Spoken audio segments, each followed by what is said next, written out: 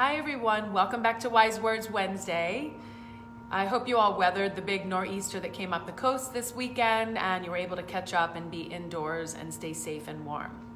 Well, today I wanted to talk about something that also tends to be a little stormy, and that's kind of what's going on in the pandemic economy right now as it pertains to supply chain and timing and workforce. What we are faced with is challenges that are unprecedented. And I'm going to get real with you guys that when you're starting the concept of I'm going to do my own line or start a business, you have to understand from the get-go that it's not just the normal journey of headache after headache after headache and disappointment after disappointment. It's now added on to the fact that we're in a pandemic. And so working on anything in fashion right now is a disaster. And when I say disaster, it's not, tragic. It's really about time consumption. So flights, for example, are being canceled out of Southeast Asia because of this 5G rollout. And so while we had planned a fitting for one of our brands this past week, we had to push out the fitting and reschedule because the samples were returned to our vendor's office and had to wait for another flight and find another courier company that had flights that were able to leave the country. This is just one example of kind of what we're dealing with that we've never had to deal with before.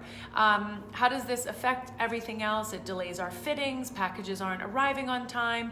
We've got to be a little bit more agile when it comes to our planning and our time in actioning. And also, samples ordinarily would have taken 3 to 4 weeks to get back from an offshore facility, even domestically. Now we're talking 8 weeks for sampling. And that's not just the European timeline, because generally speaking, it's well known that out of Europe, it takes a little bit extra. So I just wanted to wrap up this week's conversation so that everybody's expectations could be set and in place before you go off to the races. Because the last thing that I want, and our team wants, or any other company would want, is to have you guys be disappointed that you thought something was going to be coming in faster than it was. And the reality is if you don't have patience right now, and if you don't understand that this is going to be a lot more heavy on your patience, then you got to reconsider if this is the right thing for you to do. So I leave you with a positive by saying, we do see an end in sight.